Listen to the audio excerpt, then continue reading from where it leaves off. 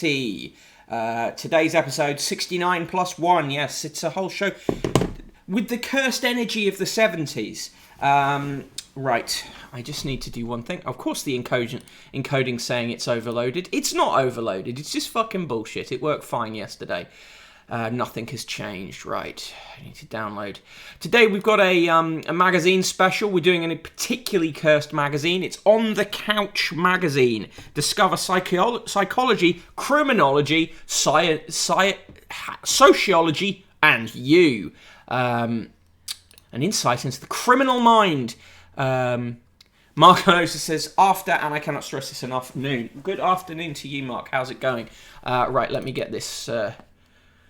Let me get this magazine image up into the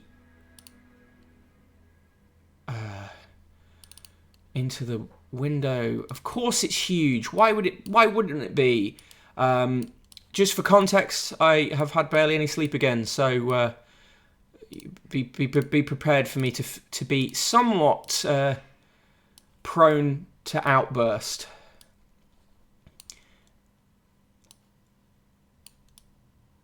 Right, there we go.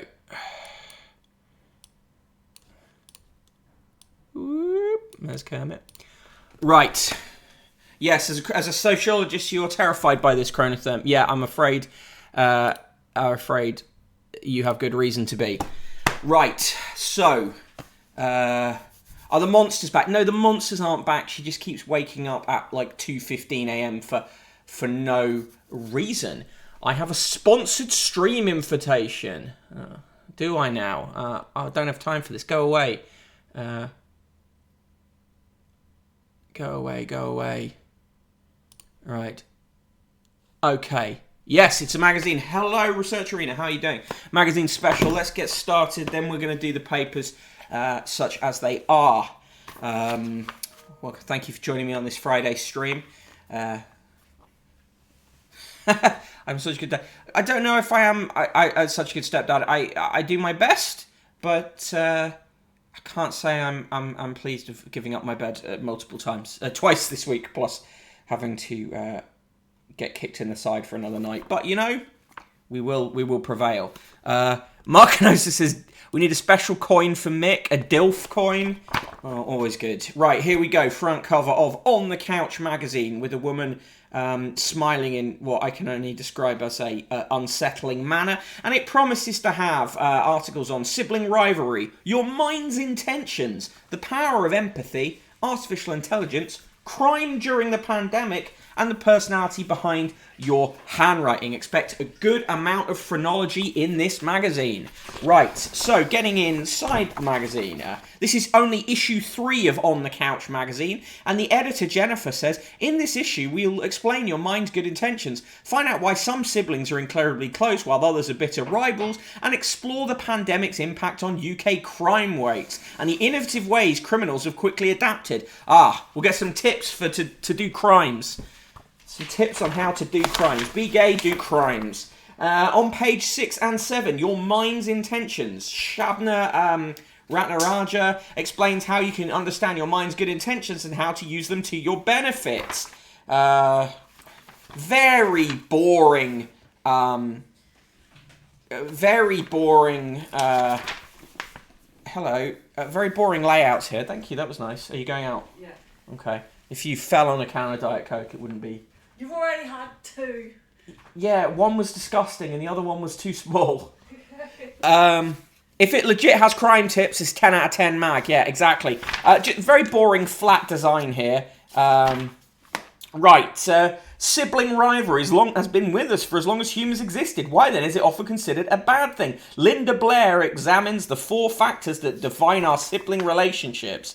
And then there's 5 factors.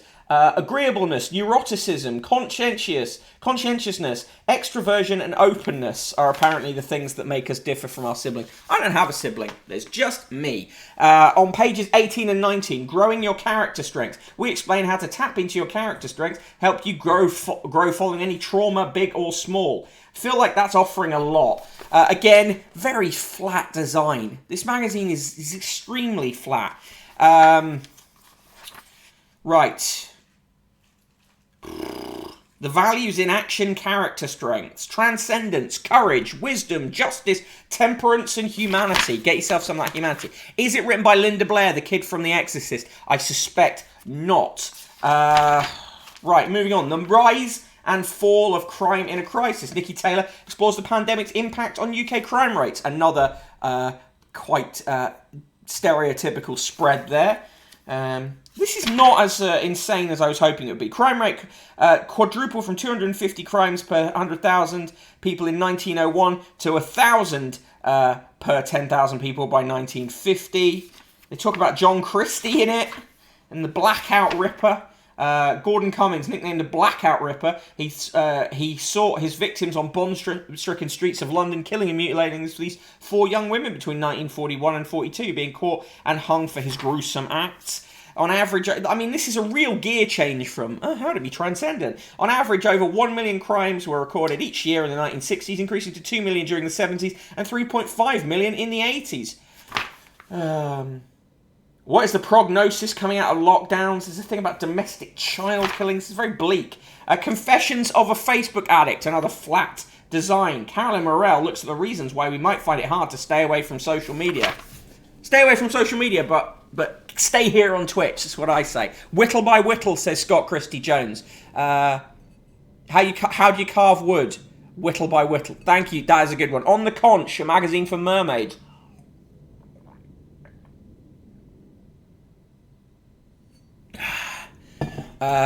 You've got Herzog's to spare, and he started early. Ged Station for the end of the stream. Yes, obviously, love Geds. Let's definitely raid Geds at the end of the stream. Crime rates increase markedly. Okay, we've done that. Facebook addictions. The Big Five theory of personality traits refers to the idea that personality can be distilled into 5 categories: openness, conscientiousness, extroversion, agreeableness, neuroticism. You can remember this with the word ocean. Great, an acrostic. Fine. Thinking the flat design is intentional, visual volume. Yeah, I think so, but it makes it a very unengaging magazine. Lot of stuff in here about B.F. Skinner and Thorndike and stuff. This is all stuff, if you did psychology, even at A-level, you would be familiar with. You are what you write. Tracy Trussell introduces graphology and shows you how to interpret your own handwriting. The science around graphology is dubious. Step-by-step instructions on how to analyze your handwriting. How large are those letters? How flamboyant is the signature? Are the letters squeezed together and touching? Did you know handwriting is unique and as rare as our DNA and fingerprints? Graphology is a study and analysis of handwriting. The science doesn't recognize colour, age, or gender, so it's non-discriminatory, really. Content is relevant. The natural, organic, free flow of handwriting is treasured above beautifully penned words because it's the real you on the page. Insights are far-reaching. Yeah. My A-level psychology had Marxism. Do they have any of that? I suspect this doesn't have any Marxism. Pages 48 and 49. The power of empathy. Walking a while in others' shoes. Sharon Rich, master NLP practitioner, which is made up. Haven't seen any antidepressant ads in it, but then this is a UK magazine, and you don't tend to get pharmacological ads in. It's not like the States and other countries where you see ads for drugs in magazines. Regulations prohibit that here. 2 letters, 1 space apart because they're not gay, says Chronotherm.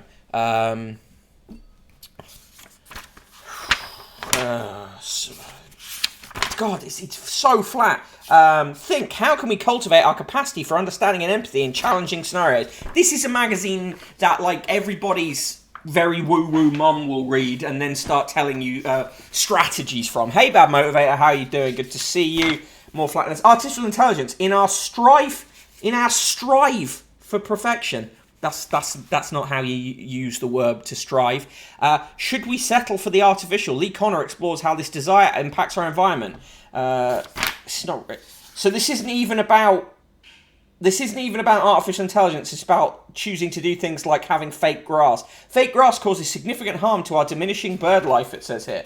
Thing about drinking. Being drunk is great, except when it's not. Holly Crawford looks at the serious issue of alcoholism and problem drinking in the UK and shares the terror of addiction. Really sensitive spread there to do a piece about the terror of addiction. Mark Kenosis, Mark Kenosis is younger than me, because because I was at university in 2005. Women in the legal profession is another article. None of this really. There's a lack of consistency about what this is about. It's the whole thing about becoming a barrister. What the fuck is this, man? It's On the Couch magazine. It's the 3rd issue of it. It's some sort of psychology, criminology, woo-woo magazine. We try and, when we do the magazine reviews, it's always a weird magazine, and this one looked particularly odd. They've got a feature about creative photography, which is illustrated with illustrations. Bizarre. 10 things to photograph this season, which is looks like selections from the song White Woman's Instagram. Quiet beaches, reflections in puddles, geese and swans returning, leaves, squirrels, misty mornings, lakes and locks, rainbows, fungi, and autumn trees. If you need a magazine to tell you what to photograph, photography may not be for you. Research Arena says, my mom's a life coach. I'm good, thanks. Well, my mom is... works in therapy, so similar. It hasn't always done so, though. Pages 84 and 85. Join Claire Stairs, the rhyming contributor, as she explores how you can immerse yourself in nature. The Nature Cure. And there's a fucking fox. I mean, this is the most bland stuff. A page on how to help hedgehogs. A recipe for slow gin. A page about how to do wild foraging. Try nature journaling.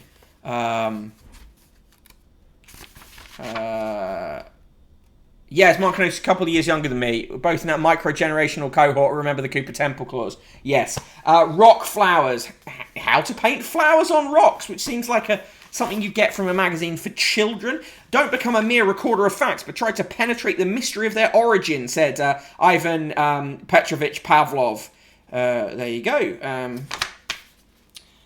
There's a whole page telling you about the various team members of On the Couch magazine, and that's it. It's absolutely not worth £6, even if you're into woo-woo. Completely a bizarre selection of articles.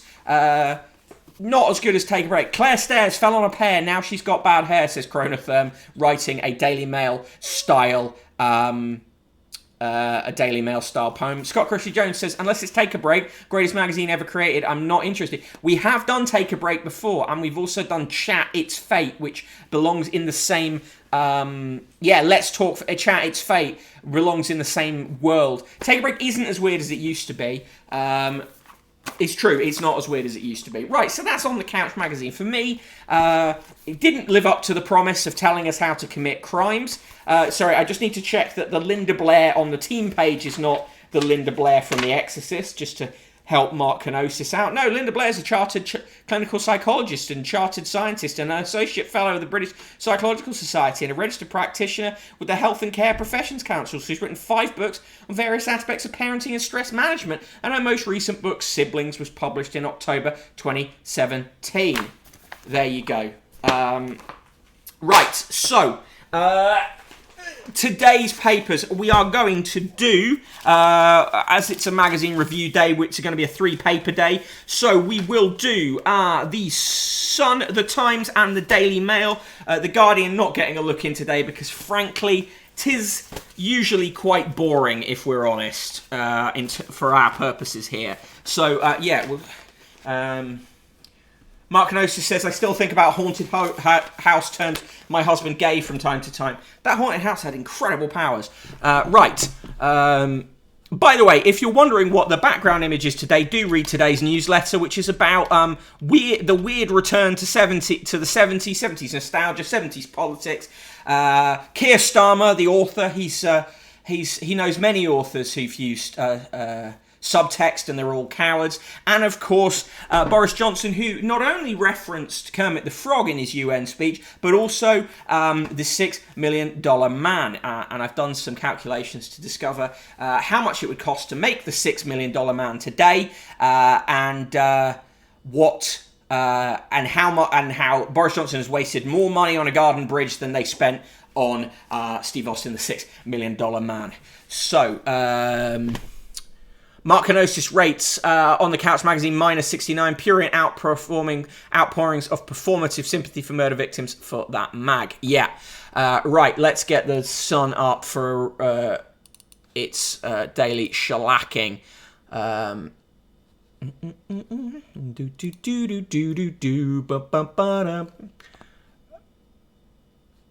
Can't hum any more of that for fear of a terms of service violation.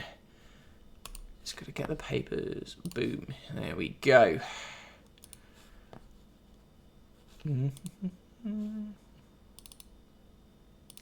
Okay, now you will notice that. Oh, hang on. There we go, up to its correct size.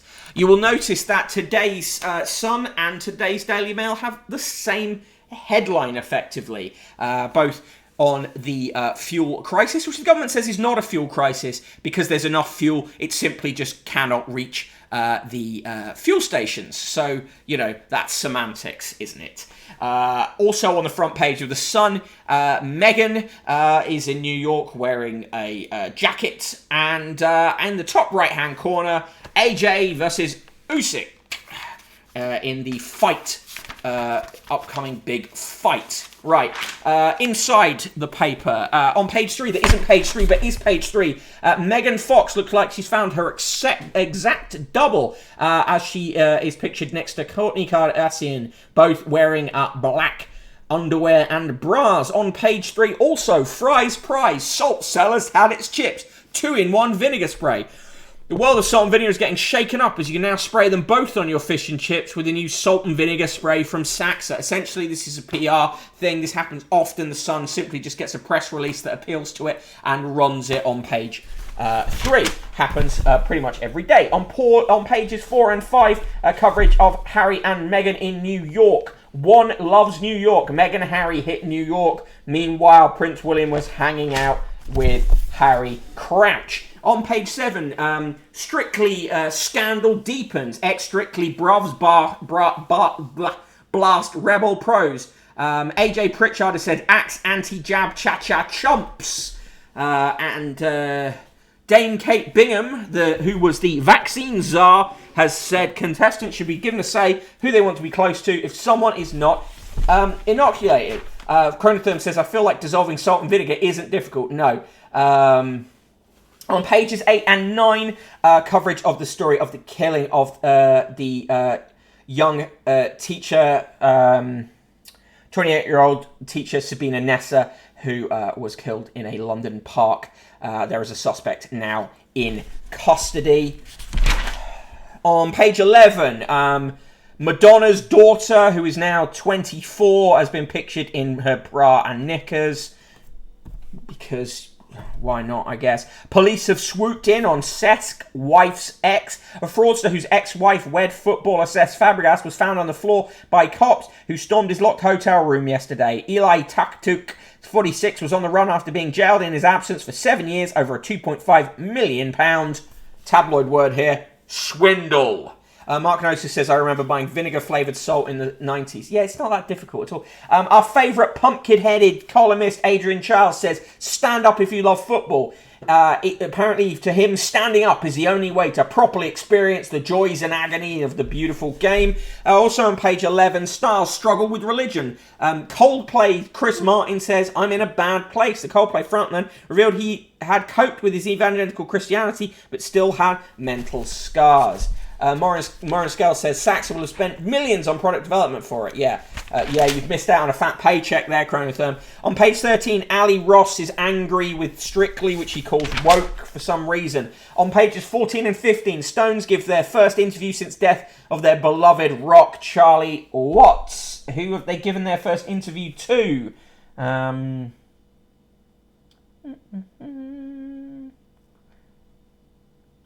I think this is an interview that Simon Costins for The Sun is nicking from somewhere else. It seems like borrowed quotes. Certainly there's no exclusive logo on it from The Sun. Not that that means that there necessarily are.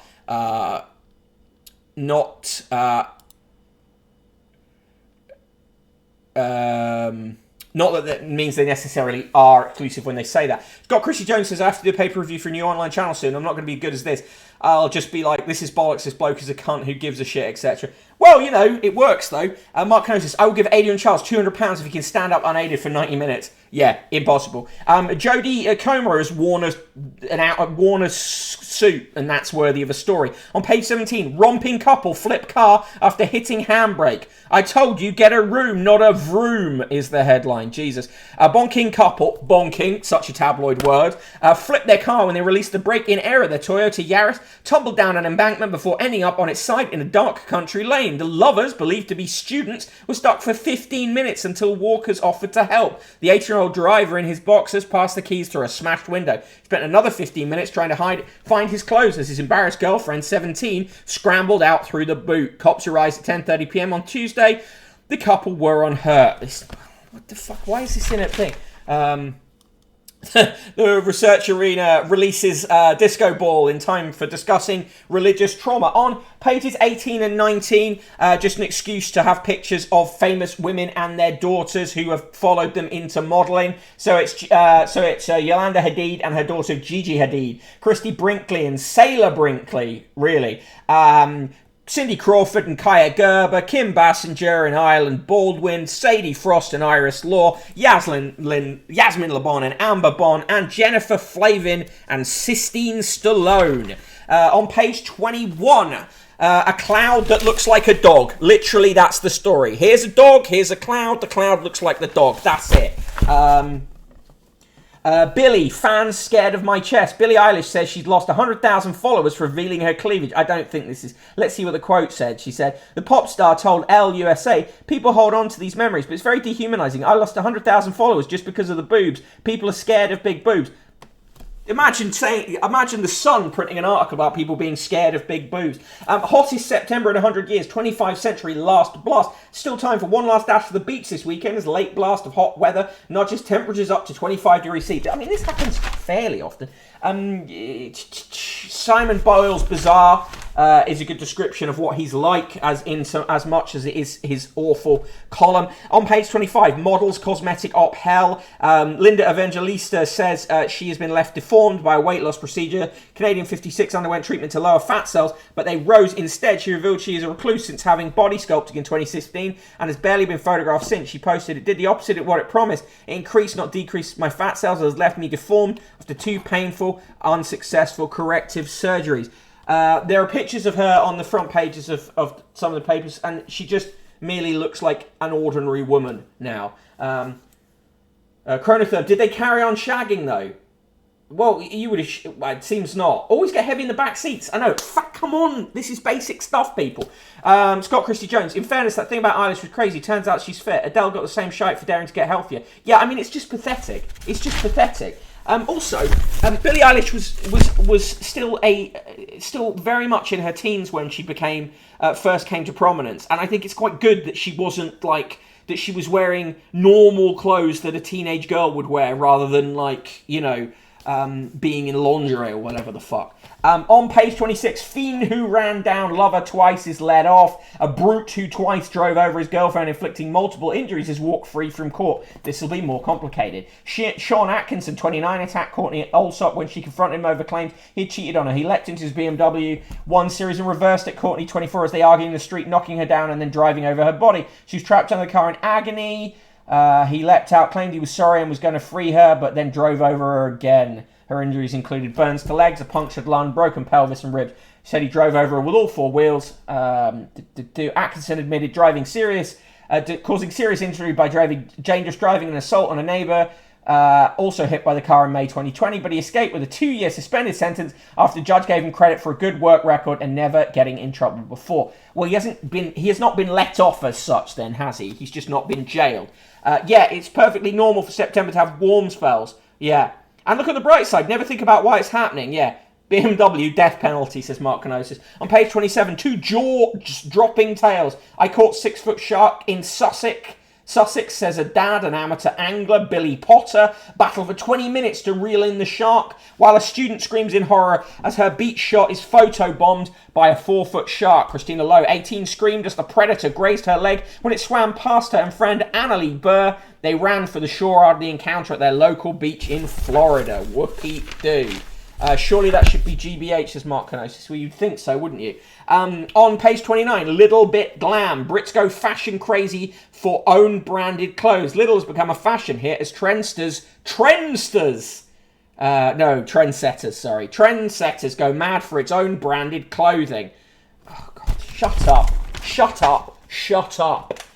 We are living in the Nathan Barley reality. On page 31, lingerie on show. Rihanna has been pictured wearing lingerie from her brand Savage X Fenty, of course.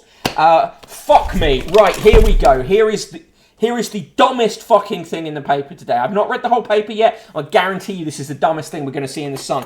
It is the A to Z of woke. See if you can guess what the next one is going to be as I go along. So A is for aggression, or rather microaggression. B is for batters. Cricketers should now use this gender-neutral term instead of the offensive batsman. It's not that MCC said batsman was offensive, it's just that they said that batter is a more inclusive term, and batter has been being used since the 19th century to describe players. On page C is for chest feeding, so there you go, of course that's in there. D is for different sex, to replace the term opposite sex, which is offensive to people who don't identify as male or female. Again, no sourcing for this. I haven't, sorry Research Arena, I haven't pressed the bell for the boob-related stories. E is for outdoor eating. Students at the American Brandeis University said the word picnic is offensive as they claim it is associated with people in the Deep South watching the lynching of black men. In fact, it's linked to the French term pique-nique. Okay, so people got something wrong. Fuck's sake. C was not for cancel, it was for chest feeding. F is for FBPE. The weird acronym is a vital addition to your name on Twitter if you're still angry about Brexit. People being Remainers is not woke as such. It's a political position. I fucking hate FBPE, but whatever. G is for gestational parent. Again, fuck off. H is for healthy baby. Midwives were told to stop using the term big baby and replace it with this. Also, human milk is now preferred to breast milk. What? I is for identify. You can almost identify as almost anything these days. This is the most fucking boring shit. J is for journey. Blame the X Factor. K is for Karen. Fucking hell. L is for lived experience. M is for menstruators. N is for non-binary. O is for organised. You should not casually say you have OCD, as that is offensive to people who have the condition. Yes. It is, because OCD is a very specific thing. It's not just about, fuck me. P is for pronouns, well done, who guessed P is for pronouns. Q is for queer, they're criticising that, R is for Richard, spotted dick, a favourite pudding for generations, became the rather more prudish spotted Richard at Flintshire County Council's canteen in 2009. Oh, fuck off. S is for speciesism, T is for they. Also for trigger warning. U is for uncancelled. Upset the woke mob and been cancelled. Worry not, you can come back better if you learn to play by the new rules. Nobody's ever cancelled. Name me one person who's been cancelled, apart from people who've actually faced criminal charges for sexual assault, rape and other sexual offences, such as fucking Harvey Weinstein. Don't say Harvey Weinstein was cancelled by the legal fucking system. Oh, God. V is for virtue signaling, of course it is. W is, of course, for woke. X is for women with X where the E is. Oh, fucking hell. Y is for your truth, and Z is for Zoomers. What, Zoomers is just a generational tag? Fuck me. Yeah, Chronotherm, Dr. David Kelly, famously cancelled by the security services. On page 31, hammer and nail, burglar caught doing carpentry in victim's flat. A burglar broke into a home, tried on his victim's clothes, did some housework, and even fitted in a spot of DIY. Konrad Kupras, 24, spent the entire day inside the flat while his victim was at work. The victim returned mid-afternoon to find Kupras sprawled across his bed, wearing his clothes, including his undies, his trainers and baseball cap, and using his laptop. He'd helped himself to food and drinks, had a shower, done some cleaning, and even found time for a kip, the court was told. The cheeky raider left his own dirty laundry next to the victim's washing machine and had stolen some knives and £150 in cash, York Crown Court says. This sounds to me like a man who was having a really shit life. Basically. Mark Canosis, David Nutt was cancelled. Professor David Nutt was cancelled. Rebecca Long Bailey. Yeah, no one on the right. Right, the pull-out about the big fight, Joshua versus Usyk. Come on, AJ, deck this Joker is the headline. Tattooed boyfriend in court as we reveal victim spent £50,000 on him. The coverage of this story is grotesque. Moving on. Dear Deirdre, how do I tell her about secret top? How do I tell my partner I have a secret child from a one-night stand? I guess you should just tell her that. Son owes his brother £5,000 and can't stop borrowing. Well, that's a huge issue. Reaching a climax takes me an hour, writes a 49-year-old man who says his wife is becoming bored with it. Okay. And someone else says their mobility scooter puts girls off. Well, yeah, that's rough, isn't it? In Fab Daily, nitpickings. What the fashion desk wears. It's all of them wearing various jumpers. 70s looks for under £70. Now we're entering an era of 70s style food shortages and energy crisis. The £50 letter comes from Ken Powell in Doncaster, who says, as the energy crisis deepens, suppliers have gone bust with more likely to follow. Fracking must be restarted as suggested in The Sun. Reserves of shale gas could be enough to supply Britain for decades at competitive prices, letting us avoid erratic overseas markets and perhaps becoming an exporter in our own right. The debate must be reopened and a positive conclusion reached. So he wants a debate as long as it agrees with what he thinks. Putting the needs of millions of householders ahead of a handful of protesters more concerned with their own beliefs than the welfare of their fellow citizens. Oh, well, I hope you spend £50 on trying to... or was it tattoo boyfriend? No, it was the tattooed boyfriend. He better look like the guy with the skull face from Jeremy Kyle. He's pretty tattooed, to be fair. Hang on.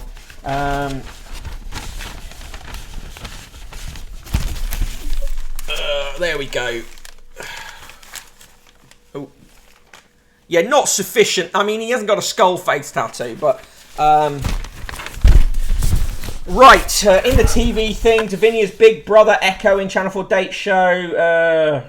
She's fronting a new show that's a bit like that. Taskmaster was back last night, gets a good review. TV recommendations, Grantchester 9pm, Graham Norton Show 10:35pm, and The Great British Bake Off Extra Slice 8pm. Also The Resident on Sky Witness.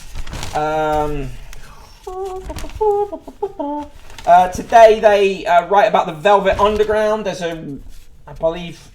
Oh yeah, new Velvet Underground documentary by Todd Haynes is out, and a... album with various artists covering the Velvet Underground. And on the famously caring about the environment is at the expense of others who live outside the environment. Yeah. And in the sport, Rambo. World number 1, John ready to launch all-out attack on Team USA, and blockbusters. Joshua scared of Usyk. I take on King Kong. Right, give me your scores for the Sun today. For me, it's a classic negative nice. That's the minus 69. We're going to move on now to the Times after I do the roll call. Thank you for joining me on this Friday show, those who are regulars and also those who've popped in for the first time in a while. And in fact, anyone who is new, you are all appreciated in your own particular ways. And of course, the Broken Bottle Boy, aka Mick Wright. You can follow me on Twitter at Broken Bottle Boy. Why not? Mustard. In the chat today, Antonio Jastrab, hello, Barstool Bombardier, Commander Root, Daniel LaRosa, Def B, E Blair Fan, Fluff Weasel, Heathmore 2401, Kinu 92, Chronothan, Mark Canosis, Morinskell, Raidens, Rabid Frosties, Rachology, Scott Christie Jones, and the Research Arena. You are all extremely welcome. Thank you for being here.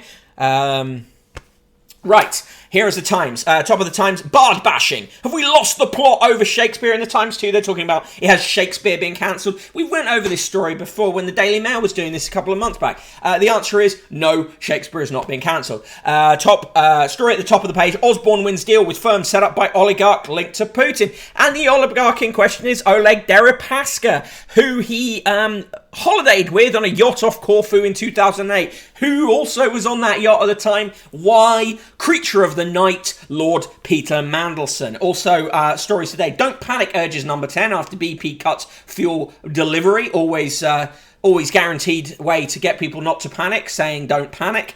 And on the right-hand side of the page, multi-billion plan to build new nuclear power plants. Yeah, a little too late there. And the main picture is of Linda Evangelista having suffered from this failed procedure and looking like a normal woman. Yes, Deripaska, quelle surprise, says Maureen Skell. He's back. We've got 70s nostalgia and 90s nostalgia.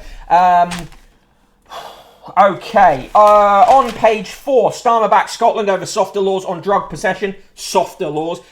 Extremely emotive, right? Not different laws, softer laws. Watch for that kind of shit. Hospitality staff to keep all their tips, as they fucking should do.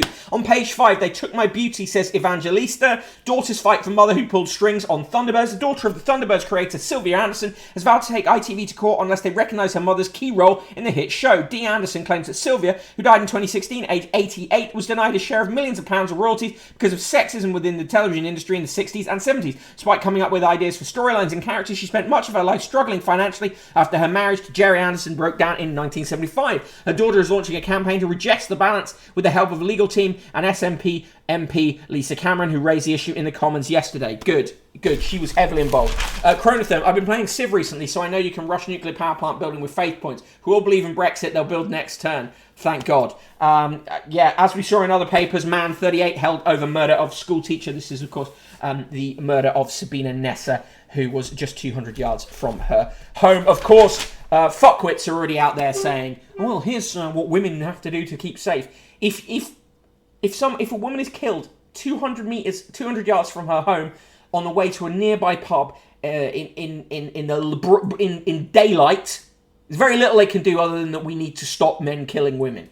Fluffweasel. I love it when people tell me not to panic, especially when they have such a great record of managing crisis. Exactly that. Poorest households face losing £140 discount if supplier fails. Yeah, people are really going to suffer here. On page 11, Me Too has got out of hand, disgraced Depp tells Film Festival. He would say that, wouldn't he? I say, in a Mandy Rice Davis style. Daniel Craig has been made a honorary commander in the Royal Navy. There's a picture of him wearing the uniform. He was one of the few long-serving actors in the role never to have worn the uniform of the Royal Navy. Sean Connery, Roger Moore and Pierce Brosnan all got to wear the rank of commander in the service. Craig has stuck to civilian clothes in all released films and the trailer for No Time to Die. So oversight is corrected after the announcement that the actor has been made an honorary commander in the Royal Navy, the same rank as his character. The Navy said the honour was in recognition of his personal support for UK Armed Forces. And it's a lovely bit of propaganda, isn't it? But I say this as the son of two Royal Navy veterans. My mum and dad were both in the Navy. Quentin Letts is a piece of shit. He writes, baby won't sleep, just bring him to the debate. Props are not permitted in the Commons. MPs may not wave, for instance, a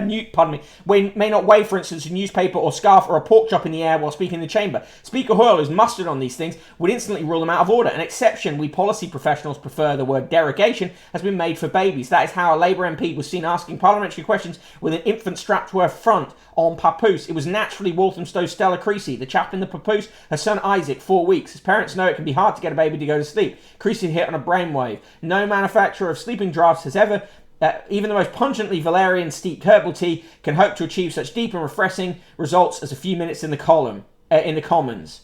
So anyway, basically he's saying that she's just got her baby there as a prop. Isaac was being used as a prop. Creasy may have a point about parliamentary rules, but there's a more important lesson here for young parents. Next time your tiny one refuses to settle down in the cot, switch on parliamentary TV. I don't like Stella Creasy particularly, but fuck Quentin Letts. America inhabited 6,000 years earlier than thought. Research has shown diet of meat left crusaders fit for battle. Crusaders attempting to stake their claim to Jerusalem in the 12th century may have been given a boost by their carnivore diet, according to researchers. Gleb Zilberstein, an Israeli scientist who has previously identified tuberculosis bacteria in a letter written by George Orwell, used acetate film to extract protein evidence from pottery shards found at Arsuf, the site of a confrontation between rival armies. They wrote in the journal Heritage that the Crusaders' diet consisted mostly of pork, lamb and cheese with a minimum of carbohydrates, what today would be termed a ketone diet, whereas the Muslim army ate mostly carbohydrates, fruits and vegetables. The research suggested that this meant the Crusaders were more slim and more cardio than Muslims, and this might help to explain why some accounts reported that Saladin's army lost 10 times as many soldiers as Richard the Lionheart. Weird. That's all a bit weird. Chronotherm, Quentin Letts, a man paid to write about politics, finds politics boring. Give your job to someone else then, yeah. How did John McDonnell get away with throwing a little bit red book then? Well, again, you are out of order to do that. Ex of footballer's wife jailed for £2.5 million fraud. That's Cesc Fabregas's new wife's old husband thing. 1% of artists make 80% of the streaming revenue. This is because of what used to be called Hollywood-style accounting.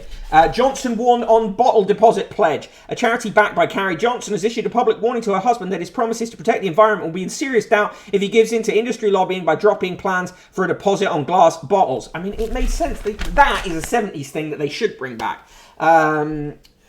A woman with Down syndrome has lost a challenge to the law that allows abortions to the birth of babies with up to birth of babies with that condition. She said she would appeal.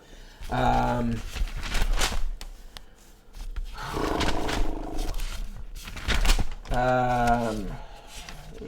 on Jodie Comer wearing a dress. A suit, sorry. Oxford student Swift Socks shakes it up with Taylor. Students at Oxford are renowned for their highbrow esoteric interest.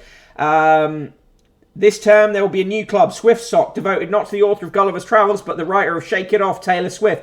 Yeah, why not? The inaugural Taylor Swift Society started as a joke, but has become a fully fledged organisation, according to Oxford student Ria Kataria, a second-year student who was a founding member, said the society was not intended to be super serious. She said half the reason we exist is to host club nights where we can stream along to songs. Why?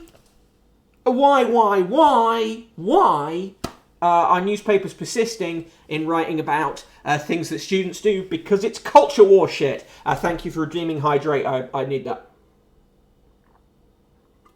Heathmore 2401, I need a bucket of salt for that Crusaders story. As well you might.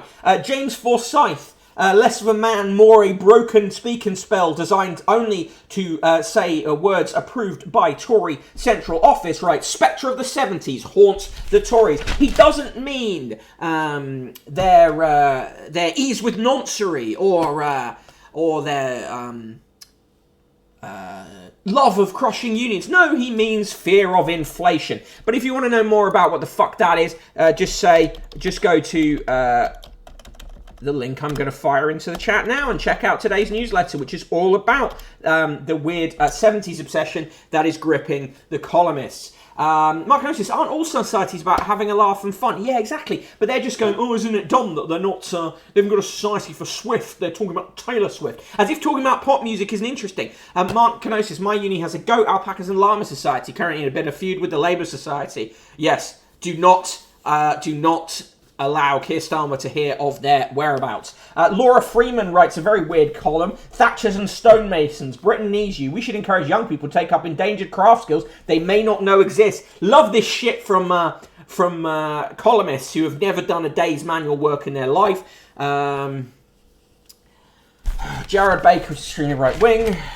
In the world news, China should be ready to make first nuclear strike. Beijing should abandon its promise not to be the first to use nuclear weapons in a war in response to growing alliances in the region against it, according to a former senior diplomat with ties to the government. In Nigeria, want to swap our sparkly art for those Benin bronzes. Nigerian artists have offered to give the British Museum several modern works if they agree to return its collection of Benin bronzes. The Benin bronzes should just be returned anyway, as they are stolen. On the front page of the T2 Arts today, bard bashing and trigger warnings. Have we lost the plot over Shakespeare? No is the answer. Having issued a suicide warning for Romeo and Juliet, the Globe is now raking over the tempest. We mute the bard at our peril, argues Carol Chillington Rutter. Carol Chillington Rutter. By the way, that Globe performance is not about there being suicide in that play. It's about the way they depict it. Absolute bullshit. Sorry, more fucking hay fever. The film review today is the prequel film of The Sopranos, The Many Saints of Newark, which gets 5 stars. They review the classic version of June, the 1984 version, give it 3 stars. And The Green Knight, the new Dev Patel King Arthur film, gets 5 stars. The various artists' tribute to the Velvet Underground gets 3 stars. Iggy Pop and Co. have reworked the band in intriguing fashion, says Will Hodgkinson. In the TV review, Hairy Bikers get 3 stars. All Creatures, Great and Small, gets 4 stars. Right-wing presidential hopeful having an affair with his advisor. It come out in France. Eric Zemmour, the far-right polemicist with ambitions to be French president, is in the centre of frenzy yesterday. Our photograph suggesting he's having an affair with his much younger political advisor. He is 63 and she is 28, 35 years his junior. Mark Kenosis, if they didn't give a warning, there'd be an outcry at classes of school kids being exposed to it. Mark Kenosis, I bet that VU tribute is shite. I don't know why you just wouldn't listen to the Velvet Underground and not bother with a tribute album. Star of Track sets new pace on the catwalk. A German runner dubbed the world's sexiest athlete has swapped the track for the catwalk at Milan Fashion Week. Alicia Schmidt, 22, was left out of the women's 4x400 relay team at the Tokyo Games, but has amassed nearly 2.4 million followers on Instagram with a stream of artfully posed photographs. Now she has won a contract modelling for Hugo Boss. She is quite an attractive woman. British Airways low-cost Gatwick airline plans scuppered by pilots. Plans by British Airways to revitalise its operations at Gatwick are in tatters after it failed to strike a deal with pilots. Of course, blame the unions. Halewood in the frame for Ford's electric drive. Merseyside plant is front runner over Germany to make transmissions. Bet Germany ends up there in the end. John Lewis sparked fury with bonus payments. The employee-owned John Lewis partnership has rankled thousands of its workers after paying bonuses to a number of chosen staff when the wider workforce were denied a bonus for the first time in 70 years. Satnam Sangera in the business column says, World Gratitude Day. Thanks but no thanks. I'll keep some healthy cynicism. Let's see who's in the obituaries today. Oh god, it's literally a song-for-song cover of VU and Nico. No, thank you. In the obituaries, Abimael Guzman, leader of Peru's Shining Path movement who led an armed struggle for Marxist revolution until he was captured in a ballet school. He has died aged 86. He was in prison and he died from an infection. Matthew Strachan has died. He's a troubled television composer, best known for writing with his father the theme tune to Who Wants to Be a Millionaire. He was 50. Why was he troubled? He just died suddenly, which is always generally code.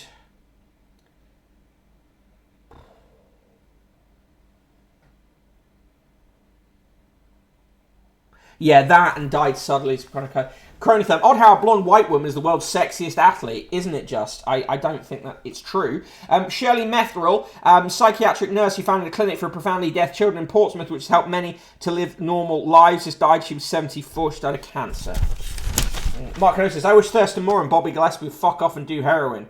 Finger on monkey paw clicks. Yeah. I was at a party with Thurston Moore once, and I just thought, it was someone's house party, actually, and I was like, oh, I wonder who that... It seems like that tall blonde man is familiar, and then only later did I find out it was Thurston Moore. I didn't regret not talking to him, I have to say.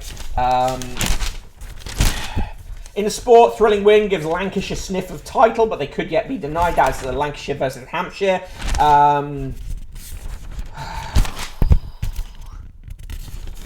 Lukaku taking a knee isn't enough, we must do more. I mean, that's right. 750 million gone, but clubs will never learn. In the EFL, Rochdale have put up a statue to their most committed fan.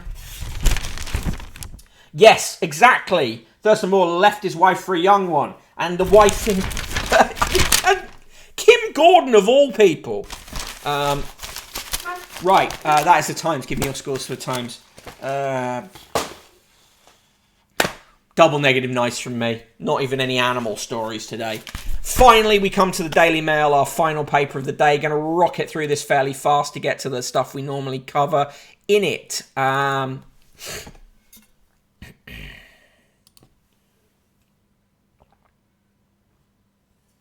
Front page of the Daily Mail, writing exclusively for the Mail. Camilla, my sadness at losing family and friends to cancer. Main story, now we're running on empty. Same headline as The Sun. And of course they cover the arrest of a man in the murder of Sabina Nessa. On page 3, just 2 private citizens on a sightseeing trip to New York. Well, it's Meghan and Harry, so don't mention armed guards and fawning city bigwigs. Yet, do you not think that they maybe need guards? Because papers like you spend a lot of time acting as if They're the most evil people in the world. They do a double-page spread on the arrest of the man in that murder case. On page 7, Boris says, bosses need to start paying more. Yeah, okay. How about you just actually make them do that instead of encourage them? Mark Canosis gives the Times -69, scowling Tory society weirdos scoffing at the Taylor Swift Society. The HRH, the Duchess of Cornwall, says, I've seen close friends and family fight cancer. Fight cancer. Got to get over that. Stop saying that. Sadly, some have now gone. I wish the Maggie Centre had been there for them all.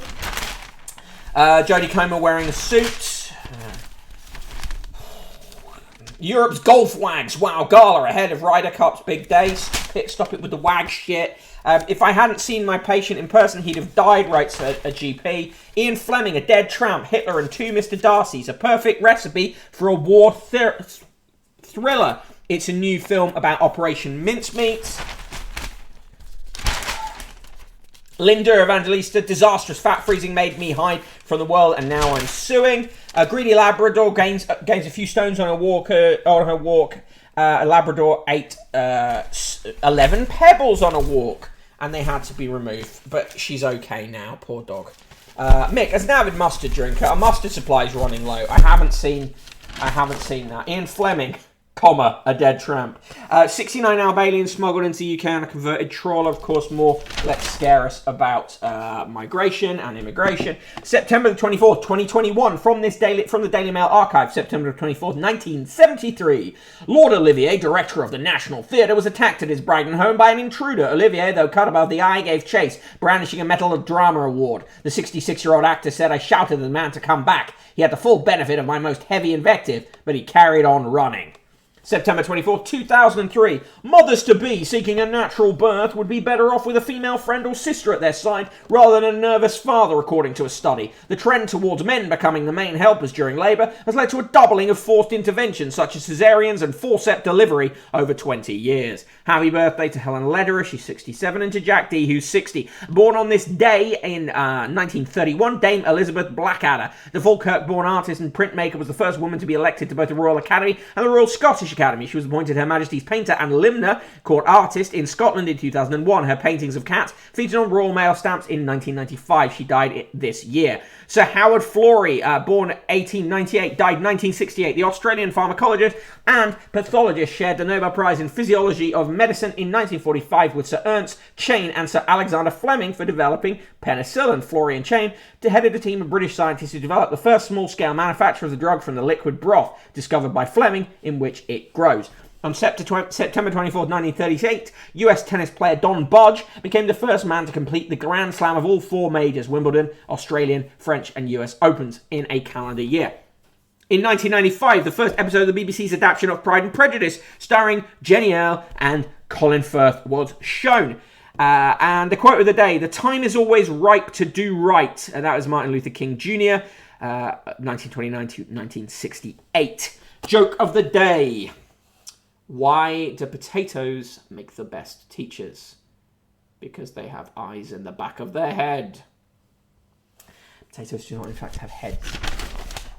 Betrayal of a true servant to Britain. More stories of translators being screwed over. Nobody is safe from cancel culture, says Johnny Depp, who was legally found to be a wife-beater. Jan Noir, are you thinking what she's thinking? No. On page 37, that looks dinosaur. Beast had spikes on ribs. That's the dinosaur Spicomelus afer, which appears to be the only creature living or extinct ever to have spikes fused to its bones. Apparently Jack Whitehall is... his relationship has apparently hit the rocks, but now they're getting on it. Whatever, who gives a fuck? On pages 40 and 41, she was the televangelist wife who revelled in excess until her husband was brought down by a sex and fraud scandal. Now, a new film examines whether Tammy Backer was wholly innocent, or did she do a deal with the devil? I don't know, probably the second one. What's his sudden obsession with overseeing GPs in person? It's the Daily Mail's latest campaign. They like The Sopranos prequel. In the books, the big book review this week is George III, The Life and Reign of Britain's Most Misunderstood Monarch. There's also a book review of a book called The Colour Code, Why We See Red, Feel Blue and Go Green. And they review Jonathan Franzen's new book, Crossroads. In the TV reviews, The Hairy Bikers gets 4 stars, Taskmaster only 3 stars, and tonight's recommended TV, Grantchester at 9 p.m. In the cartoons, Garfield's hanging out with the lady cat. In Chloe and Co, the women are stood up drinking and talking about men. And in Fred Bassett, Fred barks a bit and Jock and Yorkie run over to see what's going on. Here is the worst poem you will hear today. It is Nursery Rhyme for Our Time in the Daily Mail.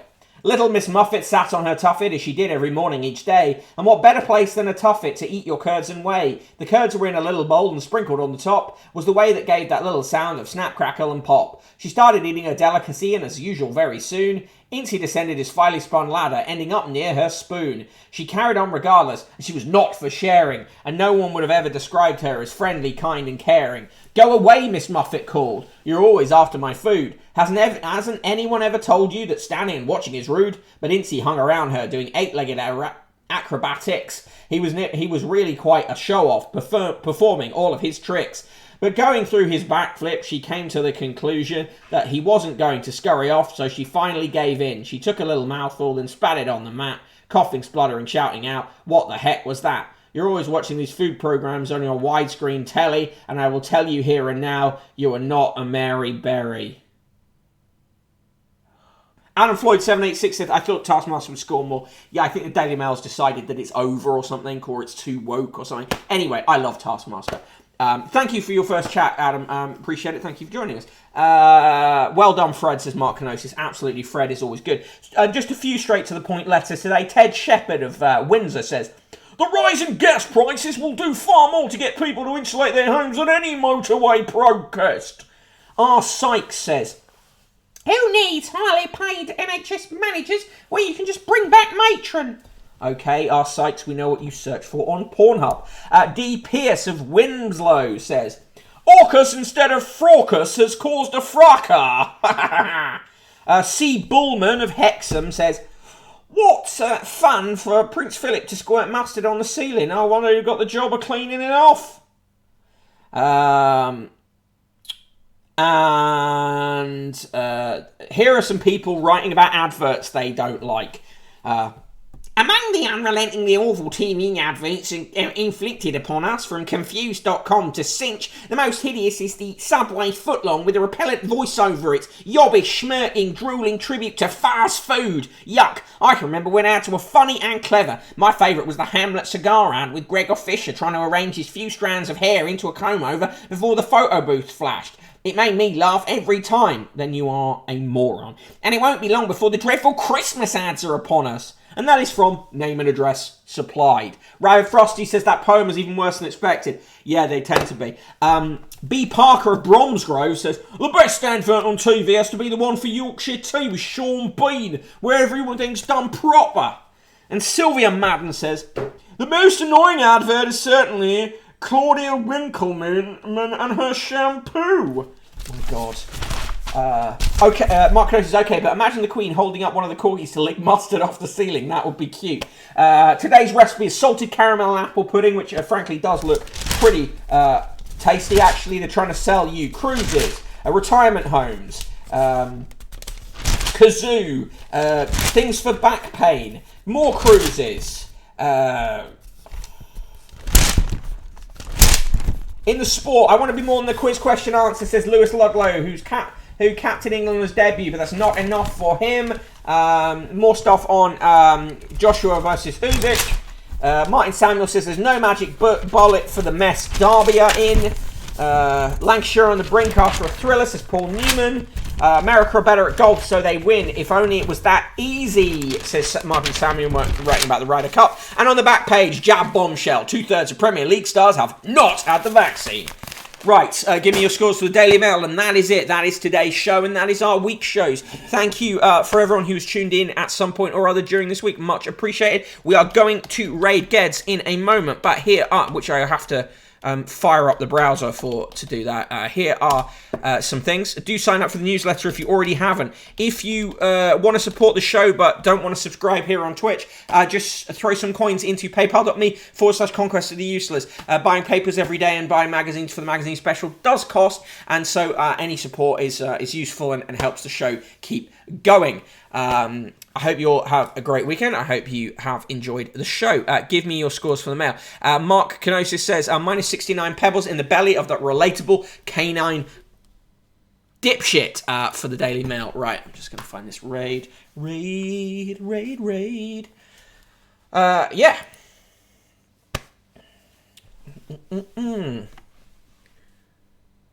As ever, do remember you can find me on Twitter or join the Discord, which I will give you the link for. Or actually, just message me if you want the link to the Discord. Just message me on Twitter and I will give it to you. Stream manager.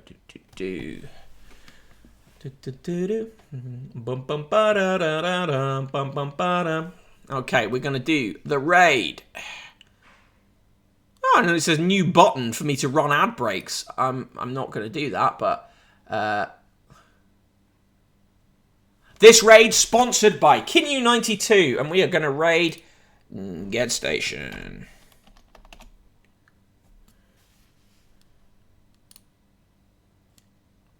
Boom. Have a lovely weekend, all.